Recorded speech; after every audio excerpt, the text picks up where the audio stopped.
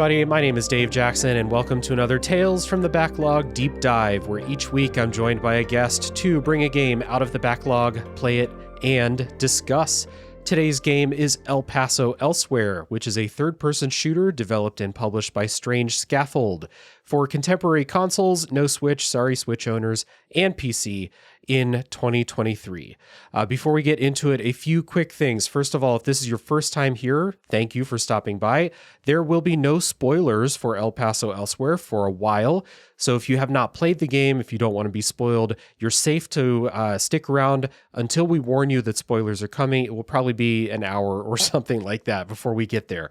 So you're safe for a while with no spoilers. And if you enjoy the show, please consider leaving a rating and review if you're listening to the podcast, liking, subscribing, commenting on YouTube, and checking out the Patreon if you are so inclined, if you want to support the work I do monetarily. Now, with that being said, I am not here alone to talk about El Paso Elsewhere. I have two friends with me, a new friend and a returning friend. They are hosts of the Crossplay Conversations podcast and Bullet Time enthusiasts.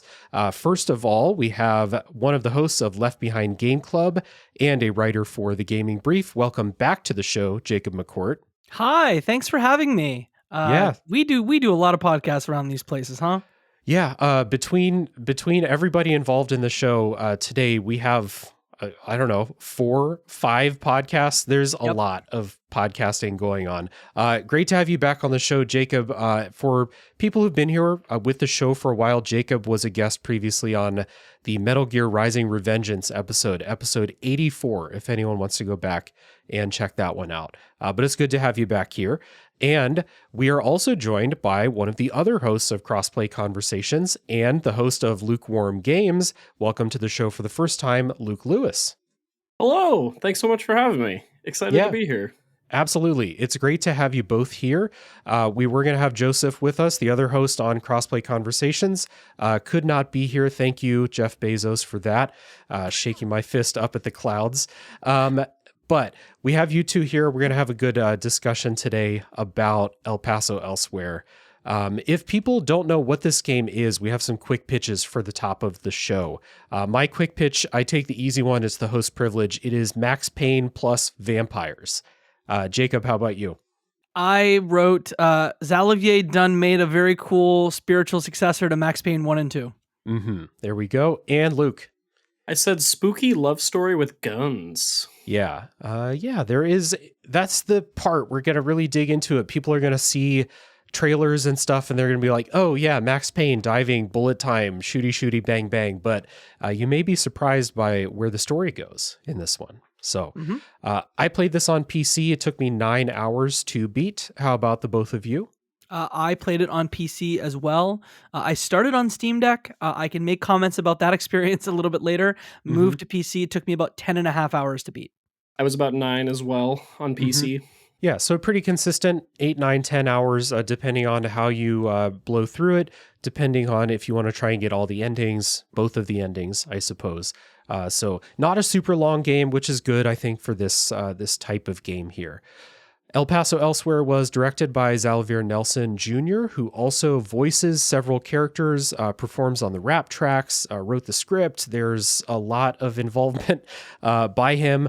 You'll hear the name pop up again and again as we talk about the different components in El Paso Elsewhere. Now, Strange Scaffold has kind of like bust onto the scene, the indie scene, especially in the last couple years, really breaking out with the amount of games they put out, how unique their games are, and their kind of like philosophy towards running a game studio in the year of our Lord 2025.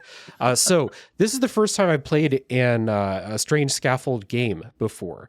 We want to talk a little bit about our histories and what brought us to El Paso Elsewhere. Jacob, I know you have more experience with Strange Scaffold before, so what was it about them? What was it about El Paso Elsewhere that brought you in? Yeah, I really appreciate Xavier Nelson Jr. as a voice in our industry. Yeah. Our industry in the games industry. I'm a fan. And so I always appreciate his perspective, not only from like an indie game standpoint, not only from like a Black Voices standpoint, but also like, yo, just ship the thing. And I always think of like that as sort of the strange Scaffold philosophy of like, don't overscope your game. You work with, I'm paraphrasing, work with contractors, get the thing out. And it doesn't have to be this huge experience. It can just be like you can work within creative constraints, is what I Mm-hmm. sort of take away from his perspective. And so this is my 5th Strange Scaffold game. I've played Sunrise Shuffle, which is that little weird animal poker game that got removed from the Nintendo marketplace for a little while because they thought that they were marketing gambling to children when Yeah. they really weren't. I played a little bit of Life Eater. I didn't finish it, but someday I'll get back around to it. It just didn't. It was a PC-ass PC game, and I needed to sit at a PC and do it. It's the one where you are essentially a serial killer, and you work through almost like a timeline to figure out like how do I find people to kill based Yeah. on their habits. Click holding, which is, I know Luke, you've played it. That is a 45-minute thing that we could talk about for a long time. And then I played I'm Your Beast last year, and I'm Your Beast was one of my favorite games of last year. So to play Nice. I'm Your Beast, which weirdly there are some small similarities between I'm Your Beast and this game, strictly like level-based shooter. One is first person, one is third person. Mm-hmm. But I really liked I'm Your Beast, and so I've been meaning to play El Paso Elsewhere for a long time, to the point where I almost bought it on PS5 more than once, but I did not, and played it for the show. And I'll get into my thoughts later, but yeah, cool game. Nice. And Luke, I think that when you and I were talking about like a game to have you on the show, I think you had mentioned that you either had this sitting in the backlog, like waiting for a push to play it, or you were, always wanted to check it out. What was it about El Paso Elsewhere that drew you in? And have you played any other Strange Scaffold games before? For sure. So I think I picked up El Paso Elsewhere close to launch originally and played the opening hour or two over the Mm-hmm. holidays. Really enjoyed it. Meant to go back to it. Life happened. Never got back to it. So jumping on this podcast was a great excuse to play it all the way through. But I've always been really interested in the studio and Zolavir and their team's work. I think I, similar to Jacob, I really find the mission of the studio very compelling, of making these sustainable, quality, interesting, offbeat experiences. Mm-hmm. And I think they're just doing some really interesting things, and they've become one that I definitely keep an eye on. This was the first one of theirs that I played, but after the release of El Paso, I played Click Holding, which Jacob mentioned. And I also played, I didn't finish I Am Your Beast, but I jumped into I Am Your Beast as well. But just really, really unique experiences that have a very distinct style, and I think Mm-hmm. incorporate narrative into different genres that aren't always thought of as like story first. Yeah, they definitely do a lot of genre mashing. Like, I feel like every single new Strange Scaffold game that gets released is two genres that I never thought would go together, basically. So I always just appreciate like the creativity and the dedication to that, like that meme. Shorter games with worse graphics made by people who are paid more to work less. Like that seems to be just the statement, the motto of the studio. And you want to support, people who are doing the right thing and doing right by their people in the industry, because it seems like that's pretty rare. And so I needed to like finally put my money where my mouth is and try one of the games. So El Paso Elsewhere looked the coolest to me, so that's the one I was most excited to play. I did watch Matt Storm's infamous stream of Click Holding, where they exited it out of the game like one click before the end, which was very funny. So shout out Oh to my Matt. God. Yeah. It was like during a charity stream and everything, and it was fantastic. So shout out to Matt as always. This was on my backlog resolutions list for games. I always make a list. We do it in my Discord server every year of pick some stuff out of your backlog that you just need a little push to play. All those things that you're like, I should get to that someday. Well, get to it. That's what we're challenging each other to do. This was on my list, so I'm glad I finally got to it. One other question for you, just to kind of set where we're coming to this game from. This game in particular, very inspired by Max Payne. Have you both played a Max Payne before? Yes. Okay. I have touched one. I can't tell you I have played more than an hour of a Max Payne, but I have played a Max Payne. Okay. I had never played one until literally yesterday. I started Max Payne 1 yesterday because that's going to come up on the show maybe next month, in a couple months, something like that. So people Nice. can look forward to that. Max Payne 1 coming to the show. So we may have some comparisons to make when we talk about what this game is like to play. So, top level thoughts about El Paso Elsewhere. I think this game is really, really good. It, like the promise, everything that drew me in from the trailers, like the aesthetics. You can even see in the trailers, there's like trailers that show what the game is actually like. And then there's like a professionally animated trailer also, which is very cool. The one that shows you what the gameplay is actually like basically sold what the game is. And that game promise like paid off really well. The thing that, again, is a surprise is I think that the story is actually the best part of this game. And it is not the thing that like jumps out in a trailer, I don't think, but it's like a hidden best part about it. I want to kind of plant a seed that we'll get to. I have one like criticism about playing El Paso Elsewhere, which is that this is a game obviously very inspired by Max Payne, and the Max Payne bullet time dive felt unnecessary and sometimes bad to me, which when I say that, people will be like, oh, that must tank the gameplay, right? And no, it didn't. It's just a weird quirk that I came across. It didn't really affect playing the game. It was just like I would play 20, 30 levels and never dive, which was not how I thought I would end up playing this game. Okay, so it's not universal, we'll say. So top level thoughts. This game is really good, despite a criticism that sounds like it should be a fatal flaw, but it's not even close. I like this game a lot. Luke, do you want to go first? I feel like you wanted to. Sure. Make a yeah. Well, too. I was just gonna say you're not alone with the bullet time dive, Dave. I was right there with you, especially once I got later in the game. Yeah, I really like this game overall. I think the narrative and the music were specifically standouts for me. I think this game oozes so much style, and if this had come out on the original Xbox, it would have been my favorite game on the original Xbox, and I mean that as a high compliment. But I think it blends action gameplay and its like spooky stylish setting with a really, really compelling story and moment to moment gameplay that I did enjoy. If I was going to be nitpicky about it, I would say that by the end of it, I was a little tired of the combat. I think the gunplay is very fun, but by the end it was like, okay, I feel like I've done this, I've been there, I've seen it, and we've had the experience, and I was content with it ending where it did, but the narrative was pulling me along the whole way through and kept me interested for the whole game for sure. I've been doing this fun exercise in 2025 where I have like a field notes book. Yeah. And I literally go through and I like write the kind of perspective on each game that I play. So if it's okay with you, for my opening thoughts, I'm just going to read what I wrote off the dome. Okay, let's do it. It's very short. I really liked El Paso Elsewhere. The team at Strange Scaffold did a great job with creative constraints. Despite limited enemy variety and a little jank, this game oozes style in the cutscene. Xalavier raps! The level design gets really inventive, and the core gameplay loop and shooting feel really good. I feel like the game could have been trimmed down by 20% and had a similar impact, but I'm genuinely stoked at the prospect of a sequel, ? And a film adaptation. The film adaptation thing, I won't spoil sequel potentially ? But there is an announced film adaptation starring Lakeith Stanfield that having played this, I'm like, oh yeah, gimme right now. Yeah, it's gonna be cool. Yeah. Put it right here.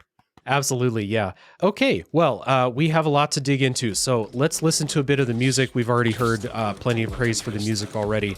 We will come back on the other side of the music break, and we'll set up the story for El Paso Elsewhere. So, gonna cut.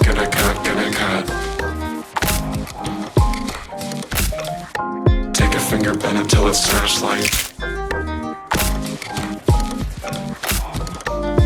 Gonna cut.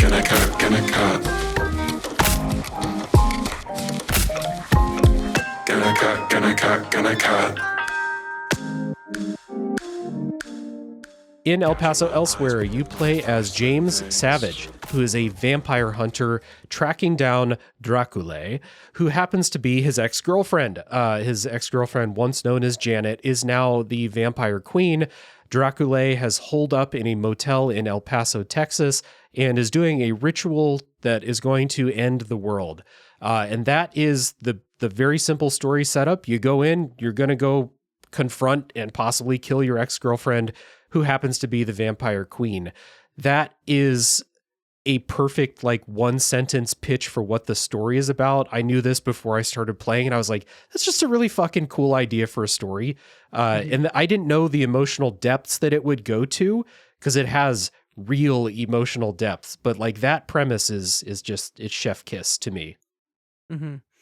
And we're going to continue to praise Xalavier during this entire podcast. Yeah. But I think that there are very few studios where the writer is also the main voice actor. I think a lot of Logan Cunningham with Supergiant Games, Yeah. and how his voice sort of permeates a lot of the games that they make, and like obviously the narration, etc. Mhm. In Life Eater, in I'm Your Beast, in this game, Xalavier, I'm assuming, writes and also performs. And I Yeah. think it's that beautiful marriage of like writing to your own voice and also being a really good voice actor, in addition to all the things that you're great at, just pluses up a story that on paper doesn't necessarily jump off the page. I think going back to your point too, Dave, you said it succinctly of it's simple. It's a simple setup, but it's like they do so much with it, and it is intriguing enough that you're like, man, what the heck does a game based around that look like? Mm-hmm. It also gives you something to look forward to the entire time you're playing the game. Right. You know what's coming at the end. And then the job of the middle part of the game is to kind of really build out these emotional stakes for that confrontation, because we already have the world is at stakes for the confrontation coming at the end. You're trying to save the world. You're trying to stop the vampire apocalypse, or whatever the fuck it's going to look like. And then, you know, there's 50 levels in the game. And so like, you have that many times, and most levels have like interstitial cutscenes that kind of build out the story. And you go through the levels, and maybe you listen to recordings of conversations between James and Janet. And real quick, so we've already shouted out Xalavier Nelson Jr., who voices James. Janet / Draculae is voiced by M. Montgomery, and their voice is fantastic too. There are two main voice roles, and the way they play off each other in the conversations is really, really good. I was listening to an interview on the Gamerheads podcast, shout out to Roger from Gamerheads, where Xalavier in the interview said that they recorded those voices together. Like, they were in the same room recording the lines together, which I'm not going to say that like, yeah, I could tell for sure, but like, I love to hear that, because this obviously you're going to have better chemistry in these back and forth conversations when you do that. And I mean, these conversations, I was like hanging on every word. They're really, really well done. They're done in the game, and again, no spoilers here, but a lot of the actual interaction between characters takes place in a small space. Yeah. And I wonder if them deciding to record together came first, or them saying, hey, actually, because we're recording in a small space, we should just record in the same room. Genuinely curious about that. Would be interesting, yeah, to know. I think that like another thing to just shout out is the kind of like the tone that this is presented in as a story. It's so you hear like, oh, vampire hunter, you're going to go kill the vampire queen, etc. You might think of something goofy, something bombastic. This game's not really that. It's a neo-noir story. So it's presented with conversations between the two of them, sometimes maybe recordings, but also you have a ton of internal monologue from James, talking about his life, talking about what he thinks about what's going on. For example, not a huge spoiler, James is planning this to be a one-way trip. He does not expect to come out of this, and he's okay with that for various reasons. And part of the story is him kind of coming to grips with what this all means as he goes on this one-way trip to confront his ex, who's the vampire queen. What does it mean to be a good person. There is a kind of an addiction storyline going on with James in here, and there's a lot of monologue about those things. It's really interesting. I don't watch or consume a lot of like noir or neo-noir media. Then like this, and then I'm playing Max Payne right now, obviously, like Sin City and stuff like that I've watched. Like, this is like the genre for fucked up protagonists, and James is fucked up for sure. It's really good. It's really introspective. Very, very well done in the presentation. Yeah, I definitely go ahead, Luke. Oh, I was just gonna, on one more presentation piece that I'd love to shout out is the art direction and the intentional choice to have kind of a low poly look to the facial animations. I think the voice acting goes that much further when it's not a motion captured game. It's not realistic looking. It's going for a stylized look, and I thought it was really striking to have this like I said, low poly, offbeat facial animation to then complement the really impressive voice acting performances. Mm-hmm. And scene composition as well. If we're talking about the way that art is presented, like there's a lot of creative work with camera angles and background. I don't even know how to describe it. Like trippy. This takes place in like this. They call it the void that is like consuming the world and creating levels out of memories and stuff like that. So there's mishmashed locations. You start in a very normal looking hotel, but that's not where the game always takes place. And so they do a lot of really creative stuff with how they frame up scenes. And maybe there'll be a scene where like people are cut off at the chest and you don't even see their faces as they're talking and stuff like that. Really, really creative, despite, like you said, obvious self-imposed technical limitations. Like it's cool that like, so we're in that day and age now when you, as a video game developer, you could make the choice to make the most photorealistic looking game in the newest Unreal Engine or whatever and have all the best lighting and ray tracing and all that shit. But I think probably mostly because of the studio's workflow, and I think I read some difficulties even getting this game made and finished. The technical limitations that they put on themselves, the artistic limitations, really breeds the creativity to just be like, okay, well, we're not going with this high poly. We're not going to have the best lip syncing. We're not going to have all of this stuff. What else can we do to make this a really creative scene, a really creative presentation? And so despite these extremely Metal Gear Solid 1 looking faces and stuff like that, like there's no lack of emotion in any of these scenes. You don't miss it at all. Yeah, faces are wildly static. Yeah. And again, without getting into spoilers, a lot of the cutscenes, or some of the cutscenes, take place in an elevator shaft. Yeah. And so obviously like a very limited space, and the amount of ways that they frame a shot in that very small space, whether it's in a corner, straight on, actually backed away so you're looking through the grates of the elevator, or even, the wide shot where James is, there's an open grate and James is sort of just hanging out. It was really impressive because they clearly made a trade-off where instead of spending time, because James basically doesn't have a face, literally no face. It is a flat, polygon, set of polygons on his face. But instead of that, they spent the extra time framing the cutscenes where there's not a cutscene between every level, but let's say that there are maybe 20. I kind of quickly went through the list of cutscenes afterwards, and maybe there was 20 to 30 of them. So clearly they spent time on like composition rather than like, making face polys look good. And I think a lesser game would have like suffered for it. Yes. Like we would have been like, oh, the facial animations look awful. Oh, no. But it's like they're so intentional and they commit to this vision that it's like it fucking works, and it's really impressive. Yeah. No, I mean, like I've said before, there's a depth of emotion in the story. In the relationship that's kind of like you uncover the background of the relationship between James and Janet before they broke up, before she was his ex that's trying to end the world. And she's not trying to end the world because of him, I don't think, but you uncover that relationship, and this is a story about a relationship gone wrong. It's a story about abuse in a relationship. It's a story about love that still lingers despite that. There's a lot of, like I said, there's a lot of depth to the places the story goes. It's all carried by really, really good writing, really, really good dialogue between them, whether it's them talking to each other or the internal monologues.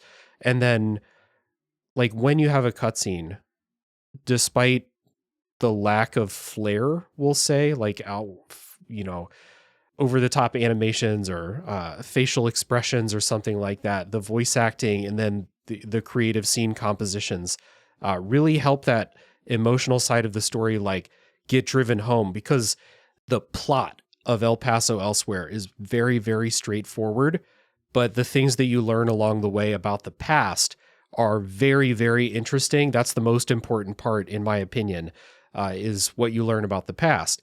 And that stuff is just really, really well done. Like, nothing but praise for the story and the way that they went about telling it. I think even like we haven't even mentioned the way that they use like soft focus sometimes when they're, we talked about shot framing, but even the way they use focus, you can tell that the characters, obviously we've talked about how they're low poly, whatever, but you can tell that the character movement was also very deliberate, even though, it's almost like I'm sure they didn't motion capture this game, but it almost felt like, to a certain degree, character movement was wildly deliberate in those cutscenes too. Mm-hmm. Yeah, really, really impressive. So I think that's where I want to like put a pin in talking about the story itself.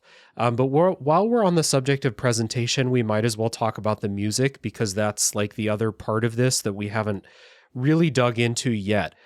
So the music and sound is primarily credited to RJ Lake. And so you have actually two sides of this. And if you look at the soundtrack for El Paso Elsewhere, it's divided into the quote video game OST and then the rap album. There's an entire rap album that they made because, again, this is from that Gamerheads podcast interview where they were making the game, trying out different sounds, different music, and they just liked all the songs that had vocals, and they were basically like, well, fuck, we have to make a rap album for this game. And then they did it, and that's what scores. So it's not every level, but 1 in 5 perhaps will have like a rap song that's going in the background, and it's really, really good. Let's talk about the rap stuff first, because that's, I think, the stuff that jumps off the screen the most at you, or jumps out of your earphones. I'm going to stop talking like a poet or whatever, and the world's worst poet. The rap album's good. It's very diverse. Like, I listened to it before recording today, and I was like, I came out of the recording being like, yeah, reminded me of Run the Jewels. That's one of the vibes that I got from it. That's the one that I remembered the most. But then I went and listened to the album again this evening, and I was like, oh yeah, these couple songs, they remind me a lot of Wu-Tang. And there's a lot of other influences in here too. So again, like, Xalavier Nelson Jr. does the vocals in the rap songs. And as far as I know, not a professional rapper, not a professional musician other than game development stuff, just another one of many, many talents on display in the game here, where they could be like, yeah, we'll make a fucking rap album. I can do this. And then they fucking did it. Like, that's not something that just anyone can do. Yeah. The energy had very like slam poetry energy to some, and then others had like an intensity to it, where clearly if he hasn't rapped before, he's dropped some poetry, because the way that they were mixed, is even the way the songs were mixed, they were very vocal heavy, where like his voice just came through and punched so hard, and then it's usually like dark bass, at least for the songs that I remember in the background, that just fits so well with the world that they're building. And I think, building on that too, the fact that Xalavier performed the rap music, did the voice acting, it creates this like meta experience between the music and the narrative that I can only compare to something like maybe like an Alan Wake 2, where there's just like this metacognitive experience that's just the coolest thing. I loved it. Yeah, it was awesome. Very good. If you can imagine James Savage listening to music from a former life or something like that. Yeah, like yeah. Yeah, that energy for sure. And But maybe I'm performed taking by it too him far, as like a but cover, it's such a mind fucker. It's good. And the key part of it is that it really fits the gameplay that you're going through. It's a shooter. It's like an arcadey kind of shooter. We've said Max Payne, but like they mentioned Quake as another influence. So like that type of shooter. So you're going through you're going through this very kind of arcadey style game, action, action, action, not a ton of downtime. And you just have like this rap album going in a bunch of the levels. And it is very, very good. It's a great backing. And that's not even talking about like the more traditional score stuff. I guess talking about like that traditional score, that is also really, really varied too. Like you'll have some stuff that's like kind of spooky ambiance, and then you'll get up to, having like an electric guitar going in the background, like that style of stuff, like almost like prog metal type sounding stuff going in the background. Could have found itself on a Doom 2016 like B-side. Mm-hmm. Yeah, stuff like that. So like it's not just and like the rap is the most notable, but it's not the majority of the music in here too. That backing stuff is great too.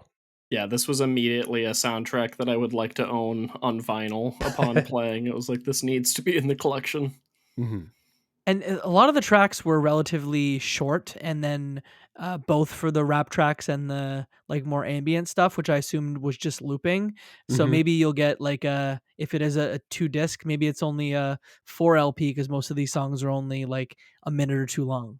Yeah, that does like result in a kind of awkward time when the song runs out before the level does sometimes, and then you'll have like a quiet time, and then like the song will start again, but you do have a break in between, which I don't know if it's like the seams showing in like the game itself, but it is kind of strange to just have the music completely drop out as you're playing. As far as I remember, like you could still hear sounds, like it wasn't like mute, but it is kind of odd to have the music drop and then like 15 seconds later starts again.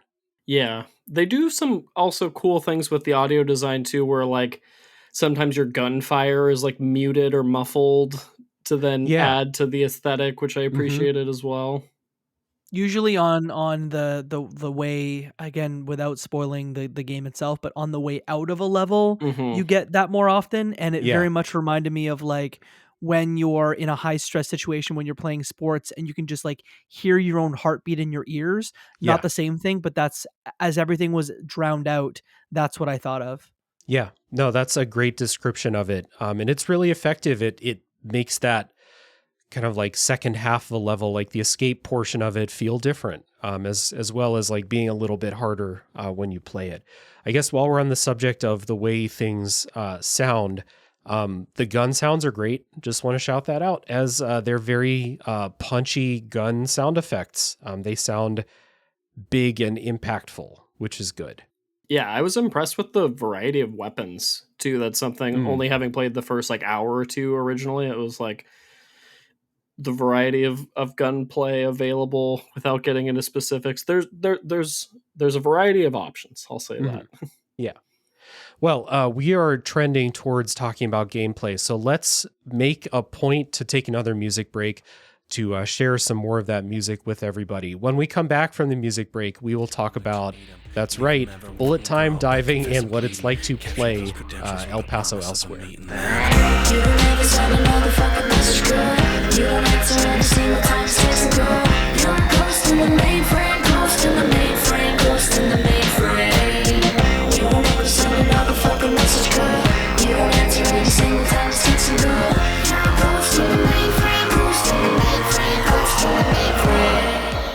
So like we said, it is a third-person shooter. El Paso Elsewhere is very much inspired by Max Payne, by Quake, and games like that. So the big thing about this, the major game mechanic, is just like Max Payne, you have a very similar bullet time setup. You can either activate bullet time by pressing a button or by pressing the dive button, which will automatically do bullet time if you have the resource to pull it off. This is that part of it that, like, the bullet time is necessary. You have to do it. I think the enemies are too fast. There's too many of them in a lot of cases to not do bullet time. The dive is the part that didn't work for me. And I'm glad that I've spent a couple hours over the last couple days playing Max Payne to realize, in my opinion, why it works in Max Payne, but why I never used it in El Paso elsewhere. So I don't know. Jacob, you said you're diving all the time. I saw you put a clip. Yeah. So it worked for you then. It did. And I'd love to know if you played on PC with a mouse or with a controller. Controller. Okay, controller. Great. That's how I played it too. And did you play Max Payne on a controller as well or with a mouse? Controller also. Yeah. Interesting. Okay. So yes, I use the dive religiously. I probably used it probably a dozen times on every level. And it was usually to dispatch with certain baddies. We've not talked about, there is somewhat limited enemy variety in the game. Like really there's probably, I don't know the exact number, but we're talking like less than 10 enemy types that just make their way and permeate the entire experience. There were one or two of them that I almost always dealt with a dive. Those essentially witch enemies that have, energy balls that they shoot at you. Yeah. I dealt with those almost exclusively with a dive. And the dive I found was pretty versatile too, because you could, and I don't know if y'all tried this or not, but if you backed yourself up against a wall and like jumped, your character would dive off of the wall. And so, and I don't know if that's a thing in Max Payne or not, but I found like that really helped me if I was getting surrounded by enemies. It was sort of my way without using a stake to like melee an enemy. I could back up towards a wall, jump, and then like jump over enemies and kill them. So it was relatively versatile. It did though, playing it on Steam Deck, I mentioned this earlier. On Steam Deck, you can really only get up to, and I've tinkered around a little bit with the settings, but I could really only get 30 or 40 frames, like really reliably without going down to basically zero graphical quality. And on my PC, I got over 100. And I found that because of that, maybe I know you didn't play it on Steam Deck, but at first I was like, this doesn't feel right. Then played it on a PC where I could get it to over 100 frames and look great with a controller, and it felt good. I did really have to like make sure that my controller camera, I could really whip it, because that was sort of the key to a good dive. Sorry, I went crazy on dives there for a second. No, it's the thing. That's the thing. That's what the combat system is built around, is bullet time. For me, the reason, and I'll be curious, Luke, if this is why you said that it didn't quite work for you either. It was tough to get the camera under control when you're diving, which is also the case in Max Payne. That's not a new thing in this game. But also, the thing about diving in Max Payne is that these fights in Max Payne take place around corners, entering rooms, things like that, where diving into a room gives you a tactical advantage because it's really hard for them to shoot you when you're doing that. In El Paso elsewhere, most enemies just kind of run at you in straight lines or from a couple directions if there's multiple, spawn points in the room. Where in Max Payne, I never just press the turn on bullet time button, no dive, and just shoot. In El Paso elsewhere, when that witch came up was going to shoot the energy ball, I would just press that button. There's no reason to dive, and when you dive, you fall down, you have to get back up. The enemies are still running at you the whole time you're on the ground. Whereas in Max Payne, they're just shooting at you from a distance. They're not running straight at you all the time. That's the difference to me. And why I never used it is because there's no tactical advantage to using it in El Paso elsewhere. It looks really fucking cool. So sometimes, especially towards the later part in the game when I was like very comfortable with the combat, very comfortable with the types of enemies, I would just be like, yeah, we're just going to pull off a dive here to look cool. But there didn't seem to be like the tactical use for it. So I like I said, the middle portion of the game, never did it. Never felt like I needed to, never felt like I was told that was, or taught that was the best thing to do. I don't know. Luke, how did you feel? Yeah, I think I'm in a pretty similar boat to you, Dave, I used it a fair bit starting the game because I was like, oh, this is what I'm supposed to do. It looks cool. This is what the game is pushing me towards. But I had the realization that I could just use bullet time and then quickly dispatch enemies and then move through the environment. So I more ended up playing it like a boomer shooter than a Max Payne game of just like how fast can I move through these levels? How much big dumb fun can I have quickly switching between weapons, especially in later levels? For me, Max Payne, it works better in Max Payne. You're going around the corners point, 100% agree. And I would also say that I feel like Max Payne is more of like each level and encounter feels more like a puzzle box. Whereas I feel like in El Paso Elsewhere, it's more aesthetic based with the dive than like a practical use case. It also might have to do with the enemy placement because I feel like in the Max Payne level, and it's been a minute since I played a Max Payne game, but I feel like the enemies are like scattered across a given space to the point where you're like scanning the environment and you're taking out a line of enemies. Whereas, like you said, in El Paso, there's a lot of instances where it's like a single file line almost of enemies, or like you come into a room and there's a enemy jumps out from around the corner and there's less like, it's more confined spaces that I feel like don't lend themselves to I need to dive. The most I used the dive was when I saw a bunch of enemies coming, I would dive backwards just to give myself a little bit of extra time to take down the enemies coming, but that was less like stylish and that felt more practical. Yeah. I would just, like in that case, I would just hit the no dive bullet time button and then just back away to give myself some space, because that's like the behavior of most of the enemies is just run straight at you. Right. And if there's 8 of them, they're all running straight at you. So pressing it to freeze time, repositioning yourself. One of the coolest parts about the gameplay is while you're in, like, enemies have great ragdoll physics when they die. So when you're in bullet time, if like, say like a werewolf thing is jumping straight at you and you bullet time and you just pick it out of the air, it will ragdoll comically past your head in slow motion. And it's really fucking cool every time it happens. So it's not to say that like this game's bullet time didn't do anything for me. It's still like basically mandatory unless you're a god at the game, I think. But like the diving didn't do anything for me. I would just hit, okay, turn on bullet time, back away. Or like you said, play it as you mentioned boomer shooters. Like they said Quake was one of the influences. And that was kind of how it felt to me too. Like strafe side to side, run through the rooms, hit bullet time, pick off the most dangerous enemies. Like anytime you saw the fucking puppeteer, it's like automatic, turn on bullet time, take that motherfucker out immediately. He is the worst. Oh my God. Yeah. So like still a really fun game, still really satisfying to play. It's just weird that like the mechanic that would be on the back of the box didn't work for me at all. And didn't really affect my enjoyment of the game. Just kind of like a quirk. Like you said, Luke, you start the game, they teach you how to dive, and you're like, oh, that's what I do in this game. And then it turned out to not be what I did. I've not played Max Payne before, but I have played, if y'all remember, a little game called John Woo's Stranglehold on the 360. Mm-hmm. Sure, yes. And so I was watching a clip to be like, was the bullet time different and more functional in that game while we were speaking? And I'm like, oh, actually... yeah, you can actually use it to, again, not only dodge bullets like you would in Max Payne, but you can also use it to like jump across counters or jump on a like cart, and then essentially the cart starts rolling. So I guess even in comparison to that game, the bullet time is less functional.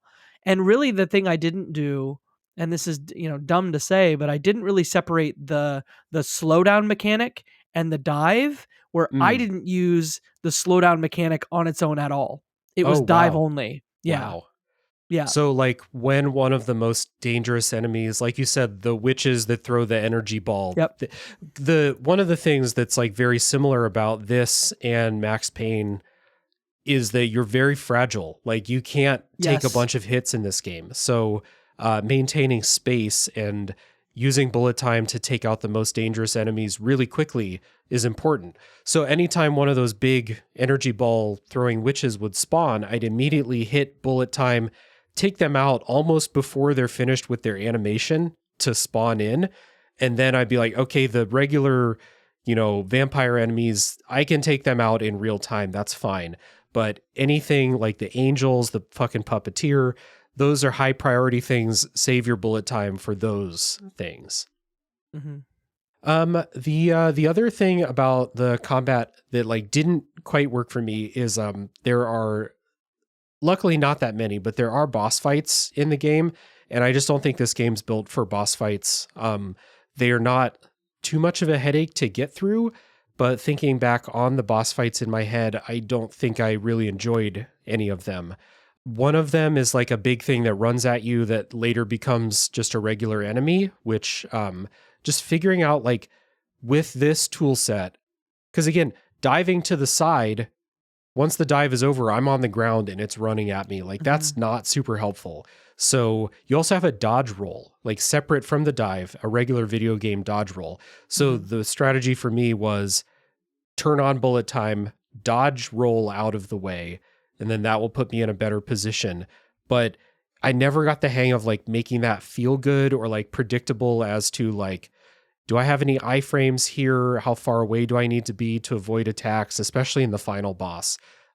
So as much fun as I had just going through the regular levels shooting, boss fights I didn't love. Luckily, there's not that many. There's maybe 3 or 4 in the whole game.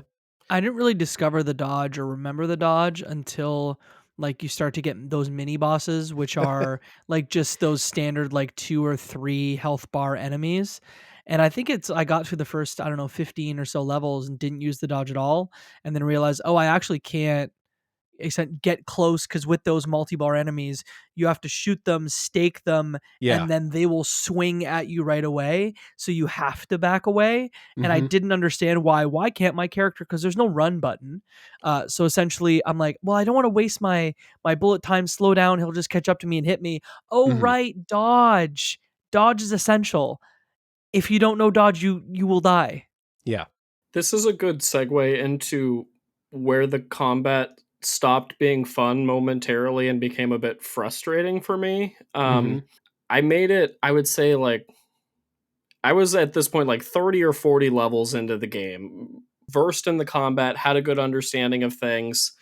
And I kind of just hit a wall where I felt like I had fought the enemies. I had gone through the gameplay loop enough times and I found myself dying a lot. So I bumped the difficulty down to the story mode, and there's a slew of modifier options that you can play around with to change up infinite ammo, give yourself health boosts, like change the way like different things modify your gameplay. And I will say, for folks that maybe aren't looking for the intense combat experience, because I think that's there if you want it, but for folks that are intrigued by what we set up with the story, it is a really fun time to go through some levels, guns ablaze, shoot lots of things, feel very powerful, and experience the really, really cool story and style and vibes and music that are here. So I just wanted to shout that out. So when it became frustrating, I was able to turn the fun meter back on for me personally, and that I really enjoyed having that option. Yeah. Props to them just letting you create your own difficulty. Like we said, I think all of us like had fun with the gameplay, but that's not the thing that we ended up enjoying the most in it. So you want to see the story, you want to see where it's going. Just, go God mode and get through it if you need to. And props to any developer who's confident enough to just say, yeah, fucking do it. Play the game how you want. We're fine with that. It's interesting you mention hitting a point where you kind of stopped having the same amount of fun with it. There's 50 levels in the game. The levels themselves are fairly short, but what you're doing in the levels is often very similar. Aesthetics change up in cool ways. Level design changes in cool ways. But what you're doing in most levels is going through, shooting anything that comes in your way, and then there are hostages to rescue throughout the level. And in a lot of the levels, you have to rescue all of them in order for like that state change to happen, and then you have to go back to the exit. Early in development, I read that they initially had you escort the hostages back to safety, and they nixed that because they couldn't make it fun, and that seems to be the right choice, in my opinion. it is okay to just go through and they're kind of like collectibles, basically. Find the hostages. They always have like a fucked up little voice line for you. They're weird little guys. It's cool to find them. But they don't serve a purpose really. Like wink, there's a small purpose, but like it's not Right. like you're getting a number next to it saying you saved this many hostages. The only thing they functionally provide, and I'm assuming this is part of the like, I guess, phantom limb of having this functionality built in, of you need to collect or they need to die in order for you to exit the level, like you've Yeah. sort of mentioned Yep. here. And the enemies can't kill them, which is good because the enemies are fast and they're aggressive. You can kill them, though, and I did accidentally shoot a few hostages. Yep. So, oops. So the general game loop is you enter a level, you go through, you shoot stuff, you find the hostages. Once they're all found or dead, the level changes states into a more dangerous, darker version of the level. You run back to the exit, and then you're done. And there's 50 of them. Not all 50 are exactly the same, but a lot of them follow that structure. So a common thing that I hear out there is that this game can feel like it drags, like there's too many levels, and I don't entirely disagree with that. That said, the levels are short, and anytime I was like, I think I've had enough, I would just turn the game off and start it up again the next day, and that worked out just fine for me. Yeah, there was like the levels in the, somewhere in the 30 to 45 area where I was like, hey, a few levels could be cut here, or like, we had certain motifs and aesthetics, a couple different motifs and aesthetics throughout the game where I'm like, if there's 10 levels that have this aesthetic, could we make it 7 or 8 and not lose anything? Probably. Yeah, I wonder if it's like wanting to pace out like how often you get the story stuff. Like you get story, then a couple levels, then story, then a couple levels, then a level, then like you'll have a couple levels in a row where it's like level, story, and then back to a break from the story and it's just shooting. Like, I wonder if it's a pacing thing. I wonder if they just thought 50 was a nice round number for number of levels. But yeah, there is a point where you're just like, I feel like I've done this level before. I don't need to do it again. I will say I ended up getting into a very satisfying flow state a lot of the times while playing, where like it felt refreshing to play a like linear level based shooter like this, where the levels are quite snappy and you're moving through and you're making progress, and then you're also getting this satisfying story. So I did like that aspect of it. But yeah, there were aspects where I was like, I feel like I didn't necessarily need this level, not because I'm not having fun, but I've done this. I've seen it, you know what I mean, to some extent. But yeah, I think that had I needed to chug this game, I think I would have been more upset at it. But the fact that it was, and that's not a shot at Jacob, but it's having the opportunity, and like most people who are not ever going to play this game on any kind of deadline will never have this come up. But the ability to be like, I played 3 or 4 levels. That feels like enough. I'm going to turn it off. And the next time I feel like playing, I will pick it back up. And I think that works really well to avoid kind of burning out on some of the levels feeling the same. Luke, you and I both sort of played it on a condensed timeline. I think me more than you, where I probably played this game in 3 days over a 10-hour game over a 3-day period, because I hate, I'm a poor planner. I'm with you that any more than that, and I might have been like, if I had to play this in 2 days, 5 hours a day, I might be like, ooh, this is a bit samey. But I would say that was sort of the limit where I got to end of a 2 or 3 hour play session and I went, I'm good for a little while, and I just wait till the next day and it was okay. But yeah, would not recommend playing this game in 2 or even 1 sittings. It's too much of the same thing. Yeah. No 10-hour El Paso Elsewhere marathons. Oh, don't do it. Yeah. All right. Well, let's wrap up the gameplay section here. Let's listen to a bit of music. When we come back, we will give our final thoughts. We'll do our plugs, our final stuff to do before it is spoiler time for El Paso Elsewhere. Enjoy the music.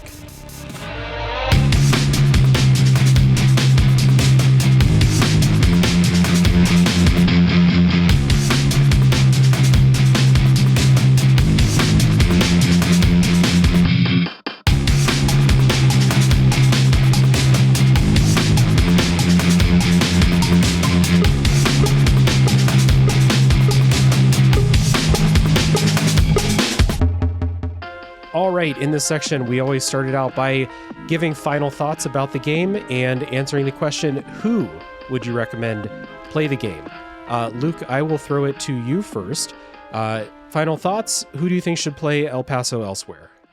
Sure. I would highly recommend this to anybody interested in the indie scene, anybody interested in an off the beaten path, stylish as all hell action title, and anyone looking for a really solid narrative experience where maybe action games aren't your cup of tea. I think this one transcends that genre stereotype and is definitely worth your time.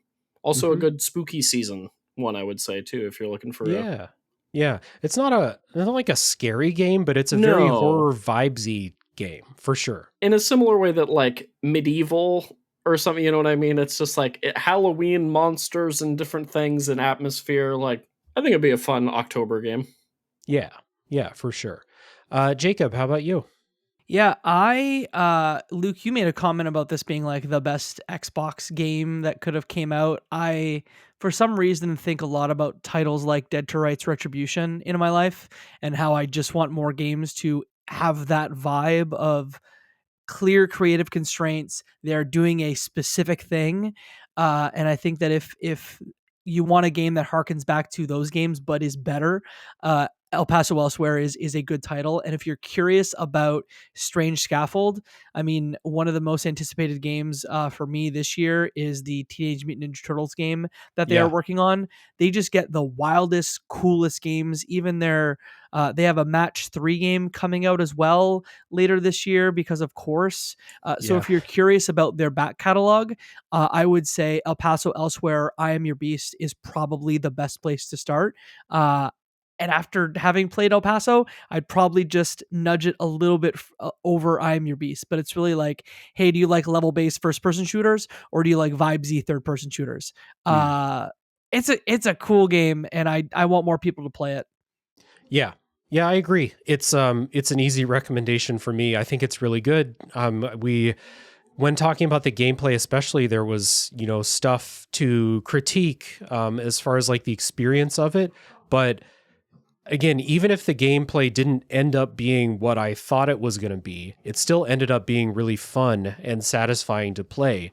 And so I enjoyed going through the levels, and I really enjoyed following along with the story. And our spoiler section to come is really going to get into that story. And there's a lot of good stuff to discuss there. So if you are interested in, like you guys both said, like that constrained storytelling, very, very clear vision for what they wanted this game to be, it felt like, and it's on display for sure.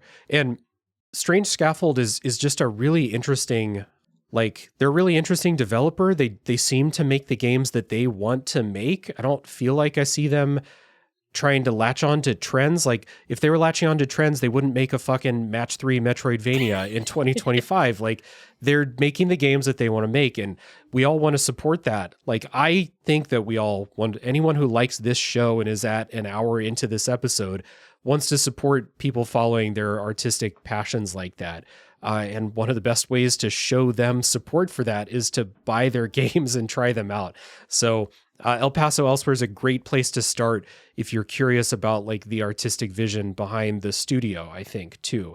But like, they have so many different things going that, like, if third person shooting isn't your vibe, number one, you can just turn on God mode and experience the story in this game. But also, like, they put out like 4 games a year, so they definitely have something that will appeal to your sensibilities, I think. They're also doing a little bit of like tasting with publishing, because the thing that I forget, even though like, Dave is someone who we talk to with regularity, they are co-publishing All Systems Dance from Mighty Yell. And so, like, look, if they want to develop a bunch of games a year, publish a couple, or at least, provide development support or whatever, I'm down for it. And I remember they signed a publishing deal with Frosty Pop a while ago for, a bunch of titles. And I'm sure they're working on titles that we don't even know about yet, even though they have like 3 announced developed titles and then the co-publishment agreement with All Systems Dance. The future is bright for Strange Scaffold, and I just want I just want more shit from them. Just fucking whatever you got, man. Just put it in my veins. Let's go. Yeah, during Next Fest, I played both of the demos, the Match 3, Creepy Redneck Dinosaur Mansion 3, I think it's called, and Teenage Mutant Ninja Turtles, I forget the subtitle. Tactical Takedown. They're both really fun. The Turtles game especially, I'm a turn-based tactics guy, so that I had a lot of fun with that. I never get on here during the recommendations section of the podcast and like make an appeal for people to support developers doing the right thing in the industry. It is never a reason why I recommend playing a game, but Strange Scaffold seems to stand out.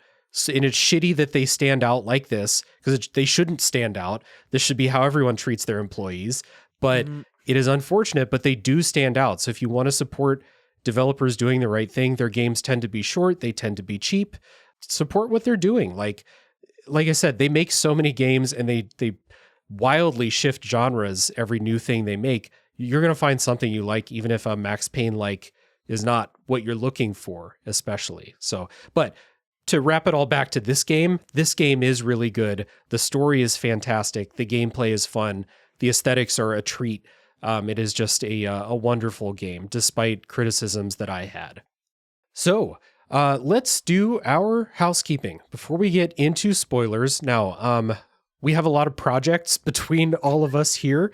So I will have you guys talk about your individual projects first, and then we'll talk about your shared project. So like I said at the top of the show, Luke is new to the show. Luke is the host of Lukewarm Games. So please, Luke, tell everyone about what you do and where people can find you. Sure. Thank you again for having me. This has been a blast. Of course. Folks can find me on socials. I'm at Lukewarm Lewis. You can check out the Lukewarm Games podcast, which I co-host with my lovely fiance, Claire. It's a bi-weekly video game show. We do a lot of previews, reviews, and topic-driven discussions across the industry. Try to cover topical games, but also do more retrospective stuff.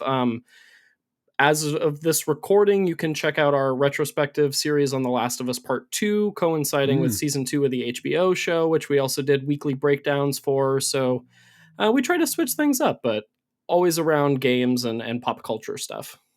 Awesome. Yeah, that sounds like a great time. I love The Last of Us Part 2, and I specifically love conversations about The Last of Us Part 2. It's There's very a interesting lot to talk about. Yeah. It's a cool one for us, too, because the spoiler cast we did of The Last of Us Part 2 back when it launched in 2020 was the first episode of our podcast that we ever did. So it's a little homage to that, and then seeing how we feel about the game 5 years later. Yeah. Fantastic. Yeah. I will say this now, but everything we talk about, all projects will be down in the show description so people can easily find it. So please, everyone, go check out Lukewarm Games. And we have a recommendation for a specific place to go, maybe if you're new to the show. And Jacob hosts the Left Behind Game Club podcast and also writes for the Gaming Brief. So Jacob, tell everybody about your projects and where they can find you. Yeah, like Luke, you can find me on Blue Sky. We do not go to the other place because that's a hellscape. But you can find me on Blue Sky at jacob.bsky.social. By the way, sorry to interrupt. I love that you got Jacob. I love it. I was among the somehow I convinced someone to let me on the platform among the first 500 users.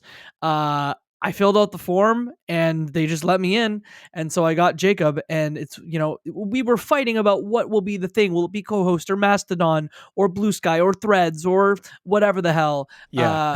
So I went all in on Blue Sky, and I'm very glad that my bet paid off. Yeah. Sorry to interrupt, but no, it's great. It is a flex to be like, yeah, I'm at Jacob. Yeah. Look, tell some of my co-hosts about that, because I bring it up every time, and one of my co-hosts, Katie Lesperant, she rolls her eyes every time I say it, because that's who she is, and I appreciate her for that. Jacob? Yeah, yeah. I make sure to say it with that level of arrogance too every time. Very Ron Burgundy. Yeah. Yes, Jacob. I host the Left Behind Game Club with some pals. We've been doing it now for almost 7 years. We've got almost 200 episodes in the feed. It is a book club podcast, similar to this one. But I would say that, if Dave is your Encyclopedia Britannica, we are like the Wikipedia page for it, where we are on the shallow end of the pool, and then Dave is the deep end of the pool. So what's cool is, we've got a couple new episodes. By the time you're hearing this, we've got our episode up with about No More Heroes, featuring Seth Sturgill from Carpal Gaming is on there, and we will have launched or will be close to launching a Tales from the Borderlands series that we're starting up.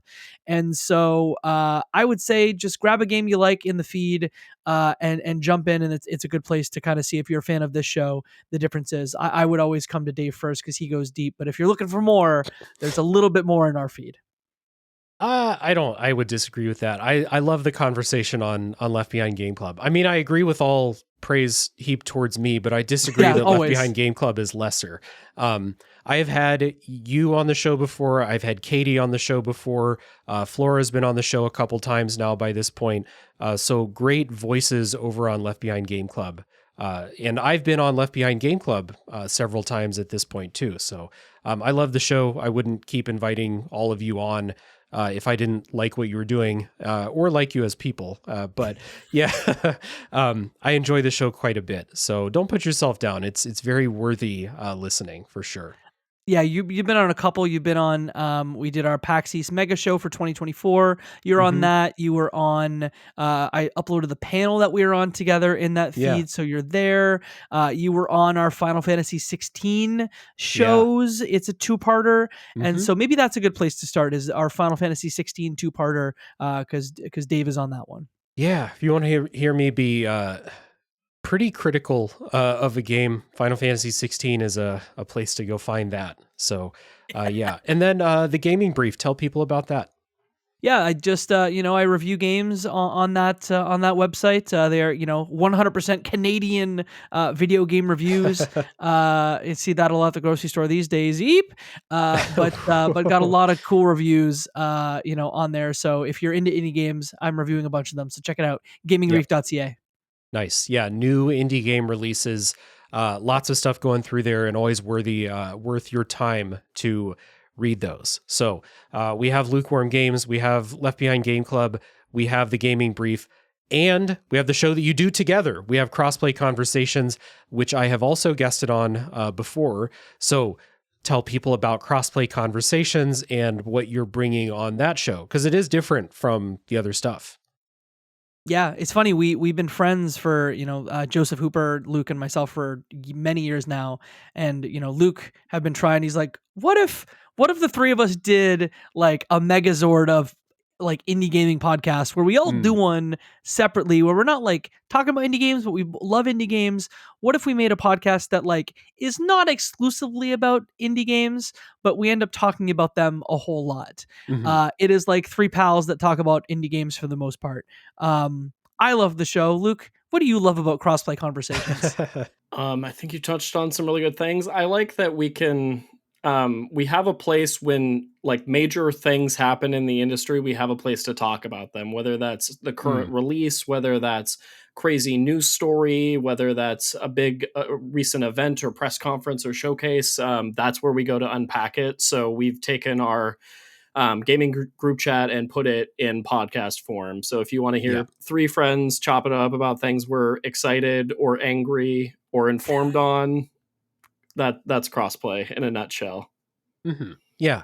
A kind of casual vibe, but still intelligent conversation about stuff that's going on. We try. We try our best. I don't listen to just like anyone's current events in gaming shows. But I do listen to the stuff that you guys do. I think it's worthwhile. So appreciate that. Yeah. Lots of projects. Also, if people want to know, I was on Crossplay Conversations. We did an episode about the current state of RPGs. I think that was generally the topic. Just me and Luke and Joseph. Jacob was not there with us, unfortunately. Nah, I don't do that. You save yourself a lot of time by not playing RPGs.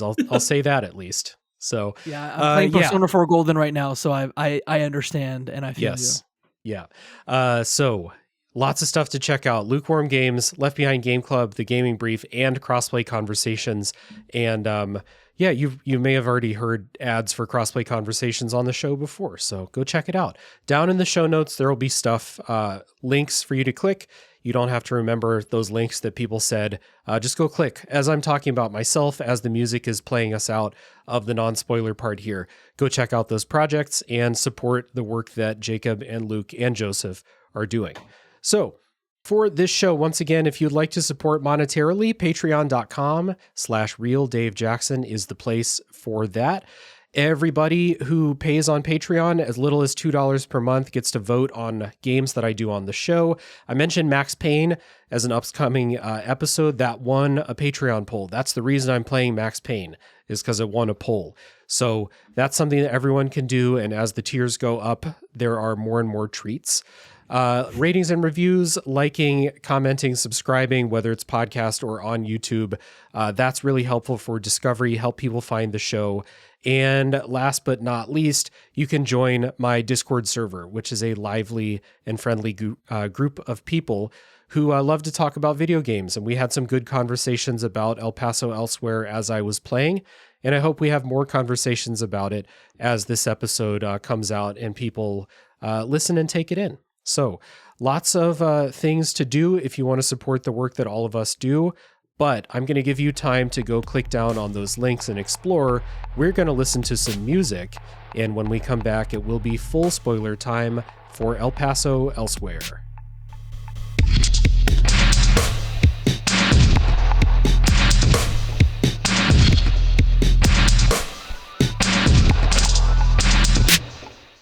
Okay, before we get to full spoilers for El Paso Elsewhere, some quick announcements per usual. First of all, the Tales from the Way backlog episode on Patreon for $5 patrons and up about Star Fox is out. So, if you want to hear about my first time playing Star Fox for the Super Nintendo, you can do that on Patreon. Speaking of Patreon, there will also be the next monthly poll for the horror games. They'll be coming out in October, coming up very soon. So keep an eye out. All paid patrons can vote in the poll. Speaking of bonus episodes, also there is a bonus episode about our first couple weeks with the Switch 2 out, available for all paid patrons. That will be myself and a very special guest talking about the console in general, a little review of Mario Kart World, and the other stuff that we've been playing on the Switch 2. So again, all paid patrons can listen to that.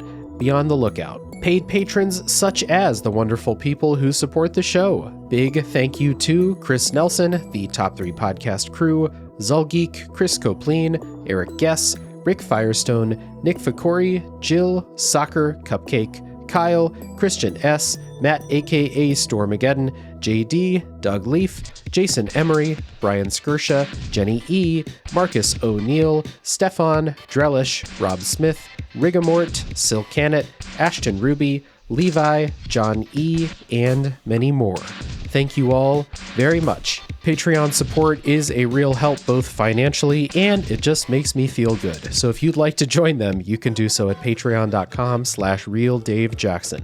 Thank you very much, and let's get back to full spoilers for El Paso Elsewhere.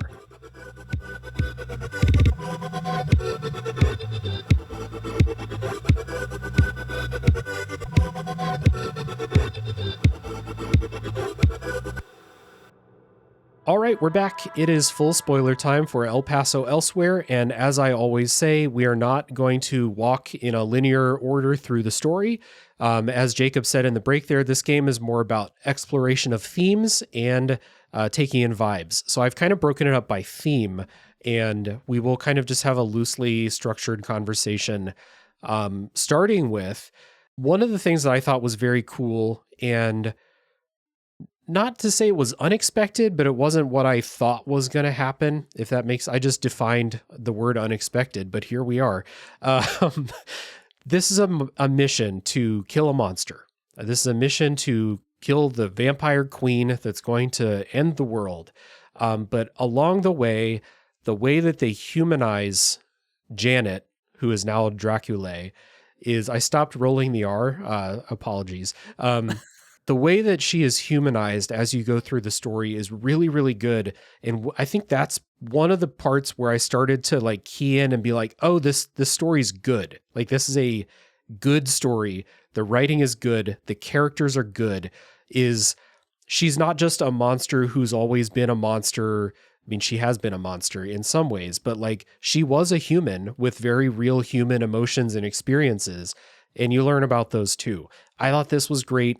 And this is where we kick off where this story goes.